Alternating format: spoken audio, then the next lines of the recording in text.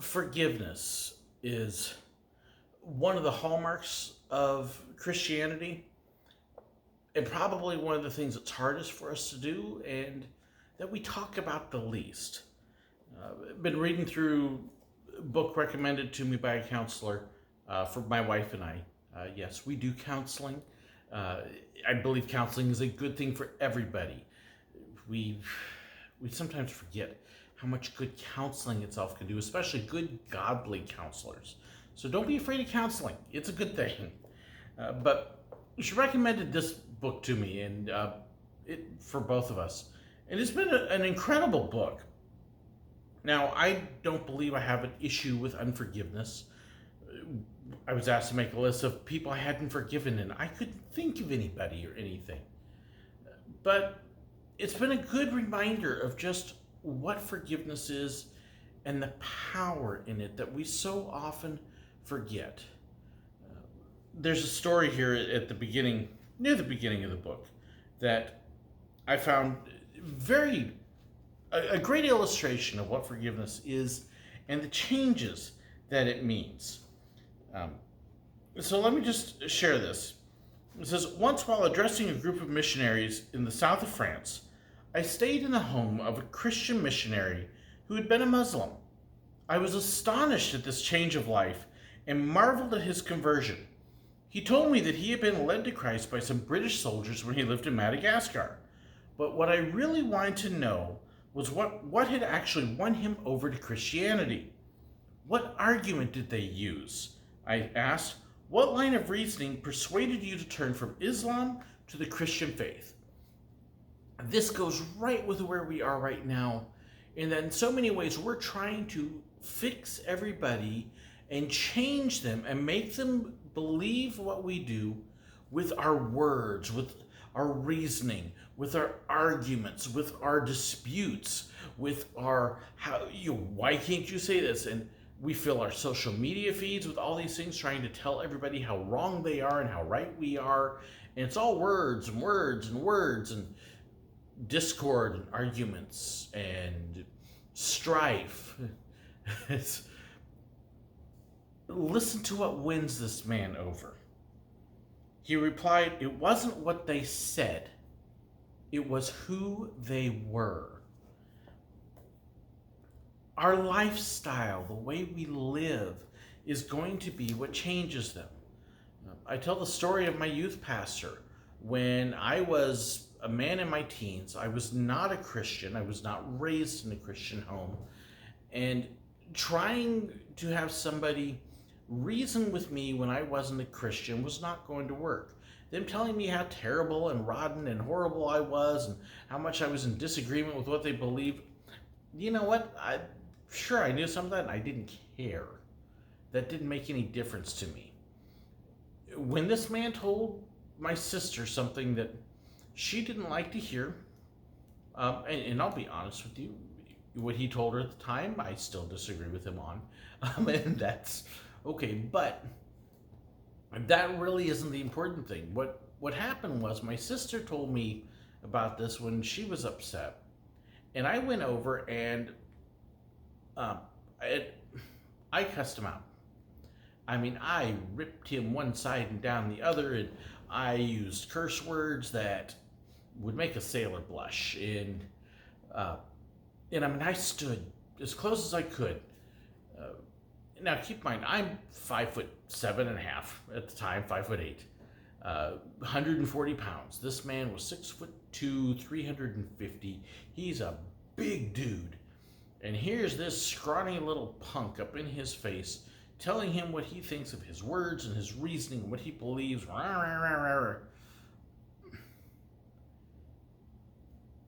On the surface, most of us would have proceeded with what I really had coming at that time.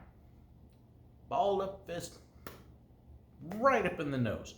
Oh yeah, you want to show disrespect? I'll show you how to show respect, and we want to knock it into them. And I would have had it coming. And I would have responded the same way. But what hit me was the way he responded. Was after I went off on him for quite a while, and finally ran out of breath, and he just stood there the whole time and let me pour out. And then he looked at me and says, "George, I love you," and gave me a bear hug. It was who he was that bothered the stuffing out of me. How could he do that?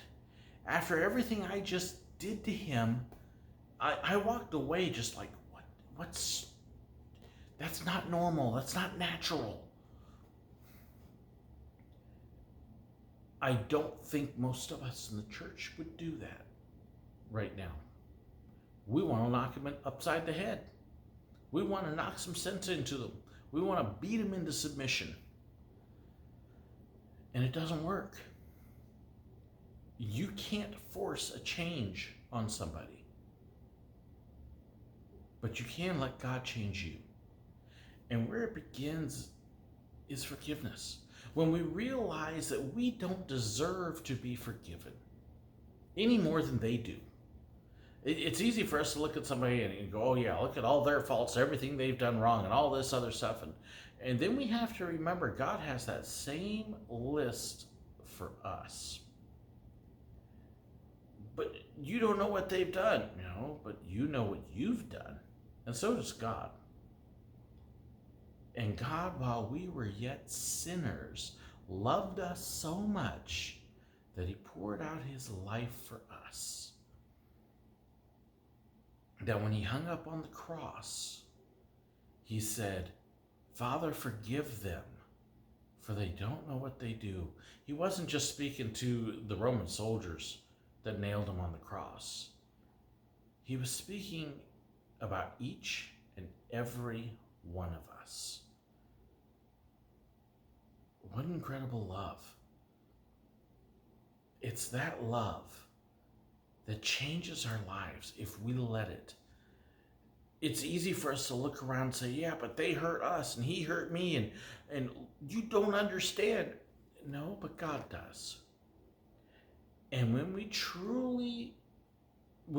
remember that line of the Lord's Prayer that says, "Forgive us our trespasses as we forgive those who trespass against us. Forgive us our wrongs in the same way that we forgive those who wronged us." When we think about that and we say, okay, it's not up to us to judge, to execute judgment, to be the jury. It's not up to us to demand justice, but that's God's job. When we release it and say, "Lord, they've hurt me, but they've also hurt you, and I'll let you deal with them. And do as you please, but it's not mine anymore." And I release it, and I forgive them. When we really forgive and let it go, healing comes. Some of the greatest stories I've seen are people that have been seriously wronged. There's a couple beautiful stories out there that started off literally, truthfully, with a murder where a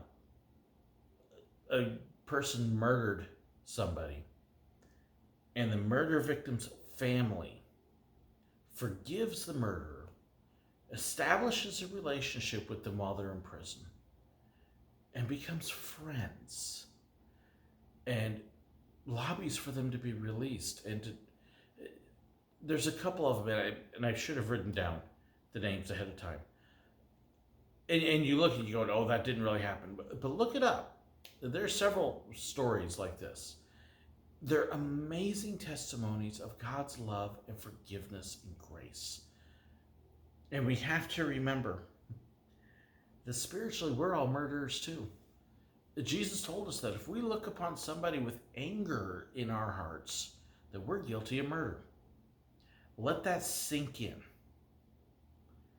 Our sin, our selfishness, our misbehavior, our disobedience is what nailed Jesus to the cross. We murdered him.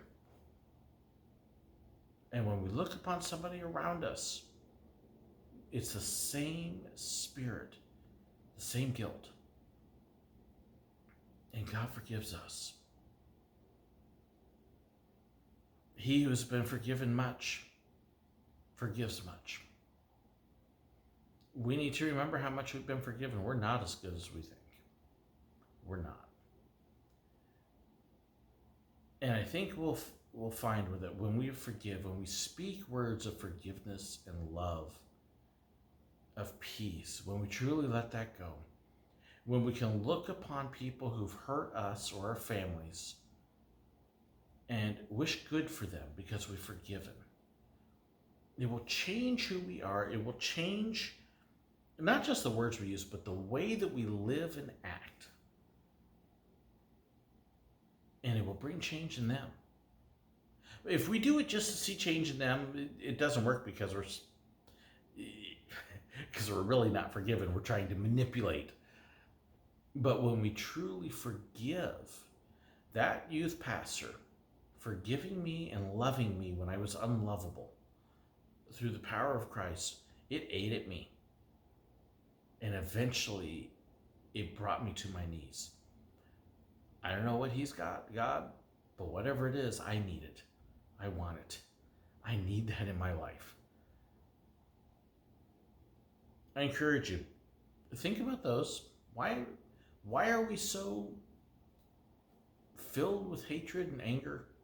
Why is it if we see somebody with a mask on or without a mask on, we get upset? We, get very harsh feelings towards them. If we see somebody talk about getting the vaccine or not getting the vaccine, why do we get such violent emotions? Maybe it's because we need to forgive. If we get somebody who speaks about their political parties and their political beliefs, or ours, and we get so heated in the discussion, maybe we need to forgive. Maybe we need to remember that our salvation is not in those things. God gives us doctors and scientists. We should listen to them, not some Yahoo on YouTube who thinks they know better. But who do we put our trust in? Who do we truly let change our lives? It's got to be more than words. It's got to be life-changing. And it begins with accepting God's forgiveness for us and then giving that same forgiveness to others. Take some time, think about it. Who hurts you? Directly, indirectly. And can you forgive them? Because God forgave you. Be blessed.